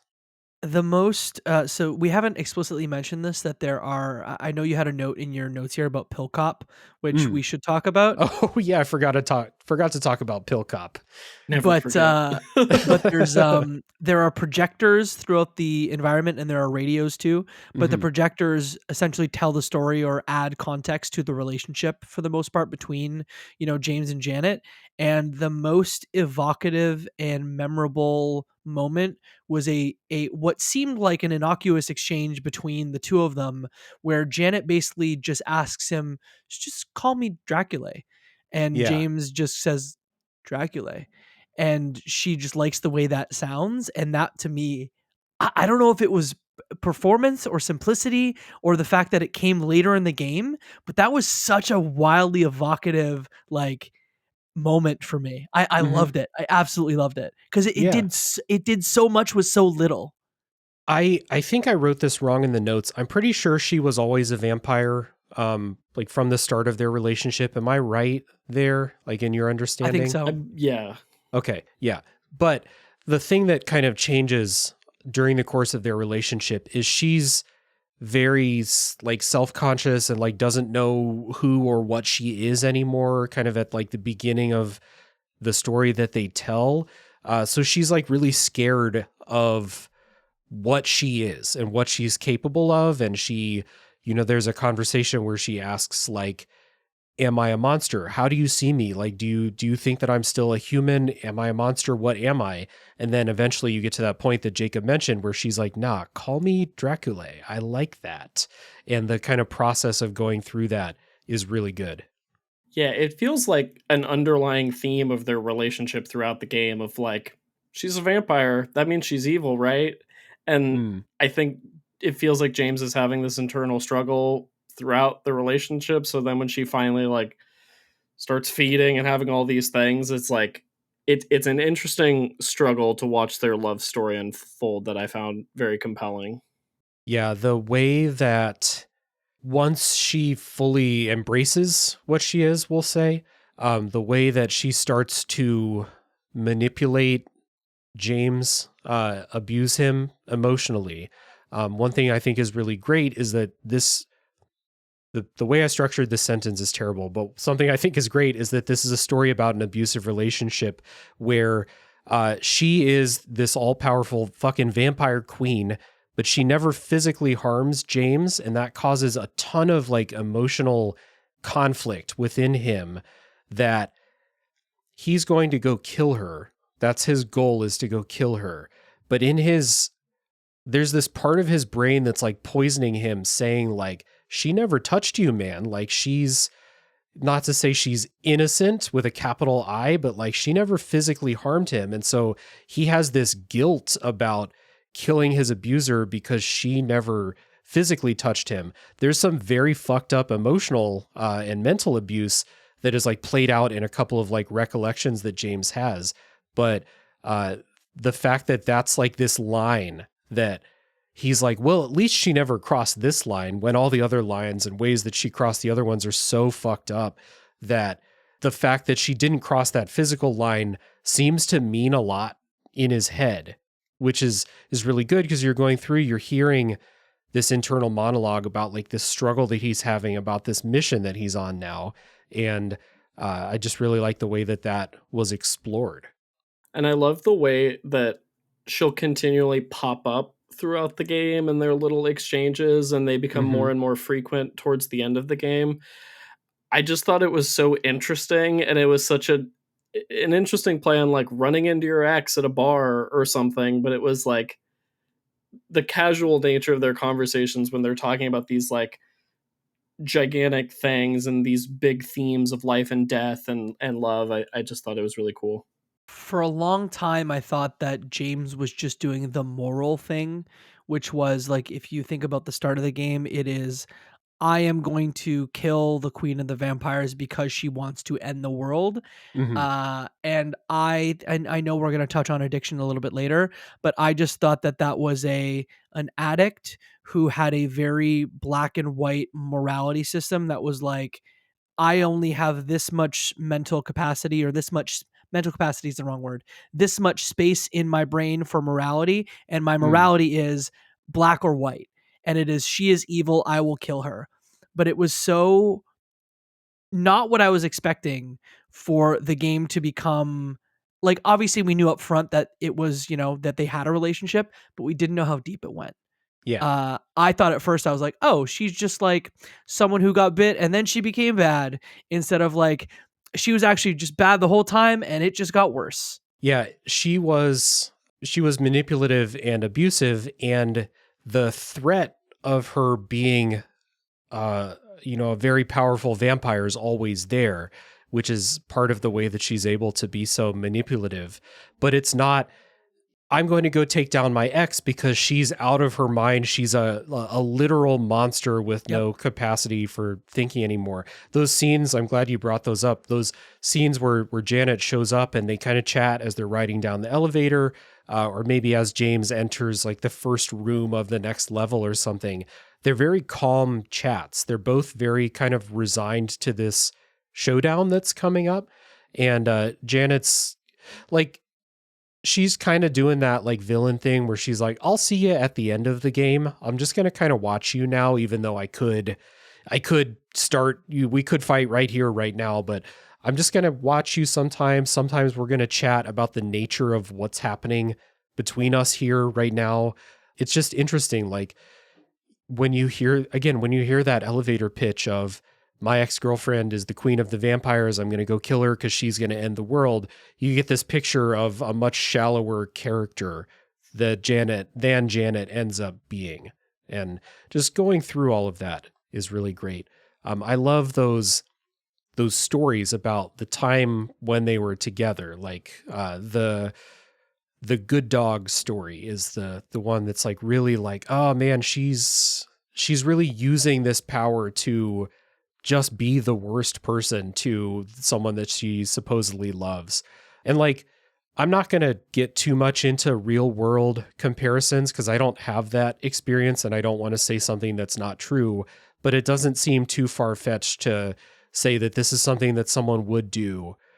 Like, they're not a vampire, they're not immortal, but using whatever power is available to them to be manipulative, to be abusive. Like, the story that happens in this game is she goes away for several days feeding or whatever, tells him to stay on the couch, don't get off the couch. And he's so scared because she's the vampire queen that he doesn't leave the couch. He's afraid of what'll happen. So he doesn't even go to the bathroom or anything like that. And then when she gets home and probably sees the filth and all of that, she just says, good dog. And I was like, that's so fucked up. But the writing's really good. I guess what the thing I was going to ask is the one piece I didn't fully understand, and maybe that you guys can sort of help me understand that, is there is a very clear like game mid boss in here who is, I'm going to pronounce this incorrectly, Dejedfree, that is like some sort of mythical, what I took as like Egyptian folklore enemy. Yeah. I didn't fully understand, like, that's the only thing in the story that was sort of an enigma to me, where I understand the rest, the relationship they had, the abuse in the relationship, him throwing away years of sobriety, to have the chance to take her down. But I didn't understand, is there significance for that mid-boss or not? Yes, you can take it. I have a theory, but I'm not sure if I nailed it. Yeah. That's a real person from, at least, I don't know if it's history or mythology. I don't know shit about Egyptian history, but I think the son of the great builder of the pyramids. And I think that the role in the story is that we're going back to how Janet got bitten, how she became a vampire, and it's related to that person who was a vampire. And that's so like the reason I think so is the game is building out things from Janet's memory into the levels. They're not James's memory. So that's why you have these Egyptian themed levels, because Janet, I think, must have done something in Egypt, surveying or something like that, and come into contact and gotten bitten. And that's what happened. And I think that's why this person is a one of the only handful of actual characters in the game. Mm-hmm. That's interesting. Okay, I didn't pick up on that, but that makes sense. I was focusing on, there was a scene where I think it was after you killed that boss, where then you have the conversation with Janet and she says something along the lines of like, "Oh, I didn't know it had opened yet." And so I thought there was something to do with like her actions to end the world were causing this ripple effect of like different monsters and different like things coming to this realm of existence. And James was like, yeah, your actions have consequences. Look at this. This is like a byproduct of that. So it kind of caught her off guard to an extent. Yeah, I think that like the void is building these spaces out of her memory. And so like the fact that she is doing this ritual, we don't really, at least I don't think we learn much about how the ritual actually works, but like it is using the power of the void probably to swallow up the world or something like that. But while they're there, it's building out these spaces out of her memory. That's why you have Dracula's castle is one of the levels that you go through. That's obviously something from her memory as well. So that's kind of what I thought. And so like him saying like, yeah, actions have consequences. Like you started this, now the void is building worlds out of your memories, basically, is what I took from that in particular. Okay. I appreciate that. Yeah, because I believe they met on a research trip, or they met in doing research for ancient Egypt. So that makes a lot of sense. Mm-hmm. Yeah. It makes sense to me. Like I might have details wrong. I'm not always the best note taker of like fine details, but the emotional side of the story is the thing that hooked me in the most, for sure. One other thing about kind of their relationship that I thought was something that I can identify with personally, and it's not like it's not a personal experience of domestic abuse or something like that, but it is like if you ever get out of a relationship and have a negative opinion of somebody, James is constantly remembering the one good day that he had with Janet, that did sustain the relationship and is still sustaining positive feelings that he has toward her. Because I mean that one day, if it is one day or if it's many good days, those are magical days that you can have with somebody, and they can blind you to things that maybe you should see about them, because like that, you want to keep experiencing that great day. The bad days for James far outnumbered the good, but he can't get over how good that one day was. It's like it's almost a different form of addiction. Like you just want to have that good day again. You'll keep going to have that good day again. It might be an insensitive kind of comparison there, but like he's chasing that feeling of having that good day with someone that he loves. And it's even when he's in this game going to kill the vampire queen and remembering all the terrible things that she did to him, that good day is just as strong a force in his head, which is just a really well-realized thing, I think. Yeah, it's another aspect of the game where the narrative becomes oddly relatable, even though I've never dated a vampire that was trying to end the world. But I think it's these like common through lines that tie it all together in this really genuine way where you feel for these characters and you understand their clear motivations, and that makes it all the more powerful, I think. Almost the dual, because they have one of their first monologues after you beat that mid boss, where they talk about they have like a past conversation happening where Draculae, Janet asked, "Do you think I'm a monster?" Which like that question in itself has the dual meaning of like, "Hey, do you think as a human am I a monster, or the thing I'm becoming am I a monster?" Yeah. And what do you say to that question when you're asked that question by an abuser? Yeah. or by a monster. You can't. The answer in both cases is no. Yeah. So yeah, it's just, and all those monologues take place in a tight space, which, like, in an abusive relationship, you do not want to be in a tight space with your abuser. So it's just so this game does the little things so right in the story that they're telling that I appreciated. Yeah. I don't want to like parasocially assume too much about like the experiences of anyone whose like thoughts went into the story, but it feels like someone's had some personal experience along the line, or been, or secondhand or something like that, and seen this play out in real life, where they could pull these things that feel very real, and the ways that people can convince themselves that it's not as bad as it actually is, or that it's worth continuing, or something like that, for sure. I need to ask a very important question. Yes. Because if I don't, we won't talk about it. Pill cop. Okay, pill cop. Yes. Can you please pill cop us? I don't know what that verb means, but yeah, for anyone who hasn't played, along with the tapes and recorded conversations, you'll also find these short little clips of a radio drama or TV show called Pill Cop, which is very obviously a Max Payne. And it's just like a noir storytelling over the top version of it. This game is also like, can be quite funny. We haven't really talked about that, but it can be. The conversations between James and Janet are not funny, but the some of the one-liners that James has are very funny. And then like you have stuff like Pill Cop.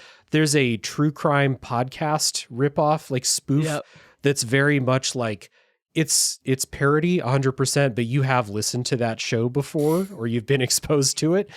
So yeah, I don't know. I don't remember tons of specifics about Pill Cop, but I did listen to them as I was going through the game. Yeah. Even as an ad man myself, to hear like the radio ads in there, I got a really good kick out of it, but it just really helps set, because like there isn't, like, we know that the relationship storyline is, the way it's told is more explicit, where again, I don't know how you guys' take was, but the addiction and the sobriety piece, I felt took a second or a backseat there. But the pill cop almost was the constant reminder, as silly as it was, that this man gave up his sobriety to take on the end of the world, I guess, to throw away 6 years of sobriety, at the chance to save the world, or kill his ex-girlfriend. Yeah, because I think one thing I forgot to mention, just as like a service for anyone who hasn't played the game, your healing items are bottles of pills, just like in Max Payne. So that's where that plays into gameplay and story. Yeah. Although there is there's an explicit monologue, but I think that the addiction storyline is secondary to the one between you and Janet. It is, yeah. And I wanted to get your guys' take on just generally like what this game is trying to say about addiction by having a character that is an addict and like you said, throws away sobriety for the chance to, obviously feels like he needs the pills, and you do, to get through the game, to kill Draculae. So I was like, when I got to the ending, I got an ending like idea of, what does this ending mean for James and his path in life? But throughout the game, one of the things that is also talked about is this pursuit or this idea of being a good person. And I didn't know if those are separated. I didn't know if James felt like he was a bad person because he's an addict who is losing sobriety over and over and over again, or if he feels like he's a bad person for other reasons and he's also lost sobriety willfully this time. He's chosen to start using them again. There's this quote in here, and I'll just like paraphrase basically, that James says that it's easy to do a good thing, but it feels impossible for him to live as a good person. And again, I didn't know, is this related to other things in backstory, or is this a thing to a tie-in with the addiction storyline? But that quote, just take that quote on its face. I think that that's a very interesting quote especially in today's day and age. Like, there are so many opportunities for you to do good things, but I don't know about you guys, but I never feel like I'm doing enough I think I'm a good person, but am I living every day making all the good choices that I could make? No, I'm not. Because there are infinite opportunities to do things, and it feels like there's too many times when I don't. And it feels real to have this quote where you're like, I can make a good act, but am I living as a good person to the fullest extent that I could? I don't know. I don't want to say I took it in a bit of a different direction, but I think like when I thought about like the good person, like the am I a good person section of it, I almost focus exclusively on like the addict part of it, where I took that as a euphemism for an addict's everyday life, where they essentially need whatever substance that they need to get through their day. And like that's the allegory here of James needs to get through his day, and he needs his pills to get through his day, which is what any addict would say that they need to get through their day. I speak from having a parent who has now been clean for like 15 years, but who struggled with alcoholism. And so, it's usually like a very silent, it's a silent disease, or it's a silent affliction. And it's something that I felt reflected in the story or the gameplay, because when you take the pills, it's a thing that like you just do. He doesn't really talk about it, but like everyone around him's talking about it, whether it's in monologues or pill cop. There was a lot of like I'll keep bringing up pill cop. That's what I drew from this, rather than like the focus that you had on like good deeds, good person. Yeah, well, I didn't answer your question, yeah. but I more gave you my vibes on it. No, it's good because he does reflect on it too. Like, it's not like he is beating himself up as you go through the levels or something like that, but he does reflect on his self-image, we'll say, as you go through the game. And like, it's very possible that it's supposed to be tied in with that. And I just kind of like wondered if it is or not. Luke, what did you take from this? Rookie, man. Yeah, I think I kind of grabbed an amalgamation of both of what you're saying. I kind of thought of morality and addiction as this like ever flowing concept being represented by the themes of the game. There's the really poignant scene where James is talking about getting his sobriety chip with his sponsor, and they go out for ice cream, and his sponsor says something along the lines of, if you lose this, you can always get another one, or something along those lines. We always have more chips. Yeah, we always have more chips. And I took that. And then she made me pay for the ice cream. Yeah. I love that. I love that line. But I took that kind of as symbolic of the entire game of like, and I think it also reflected on like the ending I ended up getting, where it's like, even if he relapses, even if he has a drink, has a pill, he can make that conscious decision the next time to be quote unquote a good person. And then it's not so binary of like, or black and white rather, of like, take pill, bad person, not take pill, good person. You know what I mean? Yeah, I kind of like was thinking about that as this daily thing, like of James kind of feeling like no matter what he does, he cannot cross the bridge into like actually feeling like he's a good person. Even if he does a good deed or several, he just feels like it's too much to consistently do that.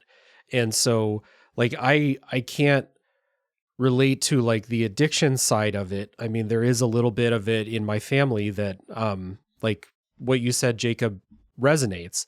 But I was thinking about this in like my own terms in my own life, where all of us, we want to try and do the right thing, but doing the right thing one time doesn't make you a good person. And I don't know. I feel like today, maybe because we're just bombarded with so much shit, that you could donate money to this, or you could protest for this. And it just feels to me like you can never do as much as you think you should. I don't think anyone's satisfied with what they're doing. People who I would say are great people, like wonderful people who are putting more good into the world, much more good than bad into the world, if any bad at all. But I don't know, like there's the pressure you put on yourself, and James has more things to put pressure on himself to make him feel that way, to feel like it's an impossible climb up to actually feel good about himself. And I'm sure that the addiction plays into it, where this is something that he doesn't like about himself. And maybe that's one of the things that's keeping him from feeling like he's a good person. No matter what he does, even if he saves the world, I don't think that that's going to make him feel like he wins, you know?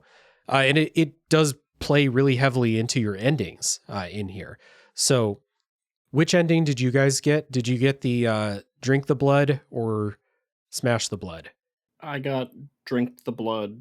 Scars Fade, I think Scars was the name. Scars Yeah. Fade. Okay. Yeah. So that's the one I think most people are going to get, because that's the one that relies on you not killing a certain number of hostages. And like, why would you be killing hostages, I guess? So the Scars Fade ending, the way it plays out, if anyone didn't play the game, is you have your final boss fight against Janet. Not a fun boss fight, in my opinion. Too long, too many phases, and I just don't think this combat system is built for dodging out of the way of melee attacks. Like she swings a blade at you or her claws, and yeah, not to dwell on the boss fight. If you play on God mode, real fun, That's true. real quick. Yeah, real Guys, quick. I figured it out and beat it because again, her timing was like, it was weird timing, but once you figured out that like you essentially have to dodge when because she'll like warp in front of you, but your instinct is to move before she warps, when really you almost have to move when she's right in front of you. And once that clicked, I got it. But it took me 3 or 4 tries to get that. It took tries to figure out, when do I activate bullet time? When do I have to dodge to actually be out of the way of this and ready to counterattack, because she's teleporting around and all that stuff. The part of the fight when you have to stake her, and that's the only way you can damage her, not fun. So after you defeat Janet, she pulls out, like as she's dying, she pulls out this vial of her blood that can turn you into a vampire. And you have a kind of choice to make. You don't get to make the choice. You've already done the criteria, or you haven't. And in the ending that all of us got, James, who all up until this point was planning to die down there after the confrontation, decides that he's going to drink the blood. He's going to become a vampire, right? And that means not only is he not going to die here, he's going to be immortal, and he's going to have to live with himself. He's making... At first, it didn't make any sense to me, because I was like, he's the vampire killer. Why the fuck? And he wanted this to be a one-way trip. I kind of got the feeling like, okay, James can rest now. This man can rest. He can die. And he decides to go against that at the last second and bet on himself again and give himself the ultimate second chance. That's what I think this ending is kind of representing. What did you guys think? I agree. I will say, when it flashed James Savage will return on screen, I was hyped. I was like, let's go. This man deserves something positive that'll hopefully come out of this. But it is an interesting moral struggle, because then in my head, I immediately went to, well, but will he eventually want to end the world like Janet did? And will he have a dark spiral turn? Or like, will there be any sense of like moral dilemma in that regard? I guess only time will tell, but interesting kind of theory to unpack. I took it in a slightly different direction. And again, I think the addiction storyline was kind of top of mind for me. And so one of the last things he says before he takes I think it's called Soul's Blood or Soul's Born. Sorry, I forget the exact name of it, but he says 10 minutes sober, and then like smashes it into his face. And so my first thought went to like, he is in an immense amount of pain, and like he succumbed to his addiction. the pain pills weren't going to do it, so he needed something else, something stronger.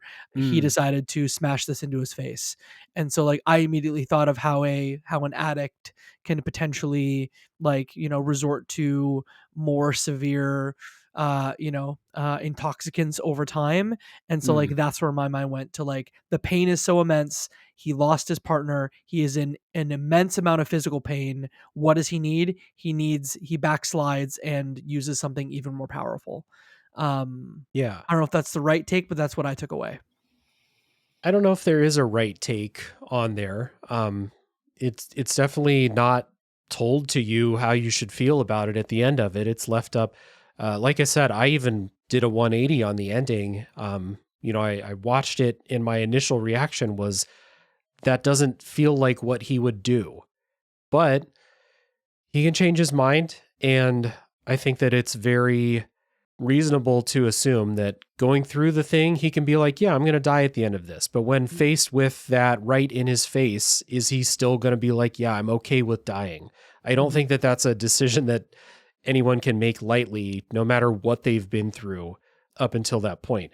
And like that desire to, in my opinion, the desire to work again, try again and climb that hill to be a good person or live as a good person, he's going to try. And I think that the message that I got was that it is never too late for anyone who may feel like they're not a good person for whatever reason. It is never too late to reverse course and have hope for the future. And that's what it felt like to me.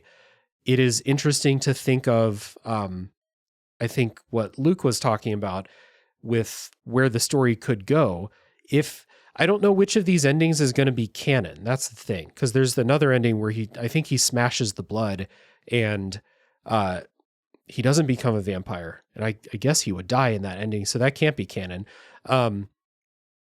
What if he's a vampire and is the villain in El Paso Elsewhere too? Shit. That's kind of where my brain went to, but it's interesting thinking about the two different endings. So if you kill the hostages, you die, quote, bad ending. But if you save everyone, it's almost like this redemption arc that because he saved people, he deserves to live kind of thing, even though that might not be the justification, but that's like a possible interpretation. Yeah. But the cost of him living is that he's now a vampire, and every fucking story. This is why, like, I had started to think about, like, why was Janet trying to end the world? And I just think that, like, every story about immortality goes into how much it fucking sucks to be immortal. And the only way that they can die is to end the world, I think. So yeah, will James succeed? We have no idea. Is he like better equipped to live the way that he wants to live? We have no idea. I don't know if this experience changed him. I don't know if he's going to come out of this better, or is he going to get out of this and be like, yeah, I'm a vampire and I still have the same struggles I had before. Like, I don't know. That's why it made me think, like, what if I wouldn't put it past Strange Scaffold to be like, okay, your action hero from the first game is now doing bad things in the second game. Maybe. Because really you could take it like, because I think of games like Life is Strange where they take, like Double Exposure had to pick a canon ending from the first game. But if he's the villain, you can really take it in either direction, where he's just all powerful, or he's all powerful because he's a vampire being. I even start to think that, could you then take the drinking the vampire solution or the vampire swill, is that your version of like sobriety also? Could you almost call that as being sobriety instead? Man, you could take it in either direction. Glass half full or glass half empty. Yeah. Would becoming a vampire cure you of addiction? If addiction is a physiological thing, would that cure you? I don't know. Like, or would you just be addicted to blood instead? Well, you have a different, you need blood for sure. Yeah. But yeah, I don't know. I'm very curious. I mean, the sequel was confirmed, like even beyond the thing at the end that says James Savage will return. Like, I think they announced they're doing El Paso Elsewhere too, right? So Yeah, we do have something to look forward to. It says James Savage will return. No guarantee that you'll be playing as James Savage. Maybe you'll be on a mission to kill him. Who knows? Damn. One thing I wasn't super clear on is James is a vampire hunter and a very capable one. And I got to the end of this not really knowing how. How did he become a vampire hunter? I was what is thinking his that backstory too. there? Yeah. I kind of just took that as a throwaway of like, we live in an established world where all of these creatures that he's currently fighting are just, because he's not really fazed by like, oh, there's werewolves now. You know what I mean? He's just like, okay, like, so maybe that's it. Guys, But he good with steak. Don't think about it. Yeah. I think that's kind of it. It's more about the themes. It's more about the character development, like cool set dressing world to bring it all together more so than like a social commentary or something. I don't know. Yeah, no, I wasn't, like, I can suspend my disbelief and be like, yeah, he's a vampire hunter. Sure, I'm cool with that. There are vampires, there are vampire hunters. They're intertwined. There cannot be one without the other, right? There is Dog the bounty hunter. I get it. It's just like that.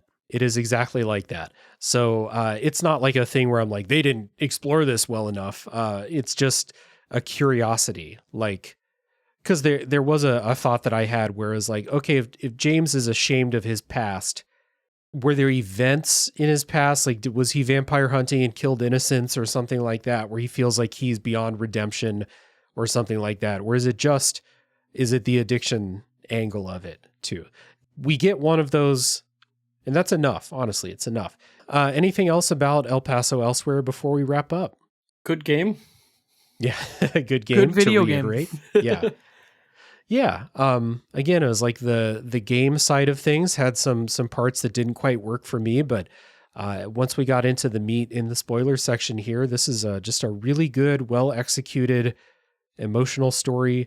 You know, we didn't say too great specifics, but during these scenes where maybe James is breaking down, or there's an emotional scene, conversation of him recalling an event or something, like there's a couple scenes where people actually do raise their voices. It's pretty rare, but the voice acting is very good. Beyond the, neo-noir one-liners and, all the metaphors and turns of phrase and stuff like that. Beyond that, the confident stuff, the emotional stuff is really well acted too. So all these scenes we talked about where there are big emotional moments happening, the voice acting carries it. It's very, very good. I just want to give that credit one more time. Absolutely. Yeah. All right. Well, Jacob, Luke, thank you for going on this journey with me, talking about El Paso Elsewhere. Thank you for taking 2 hours to have this conversation. Thanks so much. Thank you. This was awesome. Thanks, Dave. Thumbs up. Yeah. All right. Well, thank you to everyone who's here at the end of the episode. I appreciate all of you. Please remember, check down in the show notes as the end of the episode music is playing us out. Check down in the show notes for, let's see if I can remember everything, Lukewarm Games, Left Behind Game Club, written gaming reviews on the Gaming Brief, and crossplay conversations. And please find something. There's so much there. You'll find something that is worth your time and interesting to you. You'll find something. I have faith in you. Thank you for sticking around to the end. You're my hero. Tune in next week for the next game to come out of the backlog.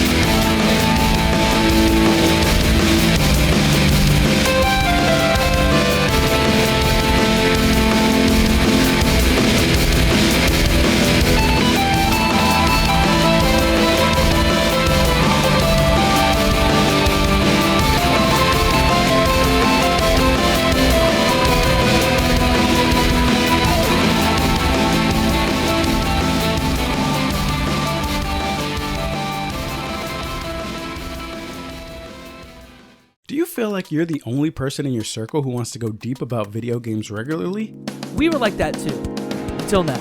Welcome to Crossplay Conversations, the brand new bi-weekly topical video game podcast from Luke Lewis, Joseph Hooper, and Jacob McCourt. with many years of breaking it down separately on shows like the Left Behind Game Club, Player Podcast, and Lukewarm Games, the gang is finally coming together to publish their gaming group chat in audio form every other week. Expect roundtable reviews of the latest games, profiles of upcoming indies, and insightful conversations about essential topics in the video game industry. All with a mostly positive, insightful, and fun style. Help us out by subscribing on your podcast platform of choice to get the first episodes delivered straight to your feed.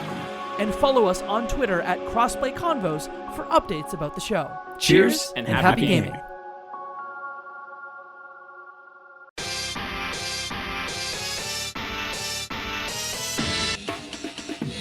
Listen to Flashback 64, the chronological Nintendo 64 podcast. Hosts Gooey, McKenna, and friends flashback to the 90s and early 2000s with a look at the Nintendo 64's catalog and its contemporary cultural and historical context. Starting with the console's launch titles and proceeding in release order, we discuss classics like GoldenEye, Super Mario 64, and Star Fox 64, as well as some not-so-beloved games, lesser-known titles, and everything in between. Along with game-specific deep dives, we also cover other bits of pop culture from the time, like films, music, and more. Subscribe wherever you get your podcasts.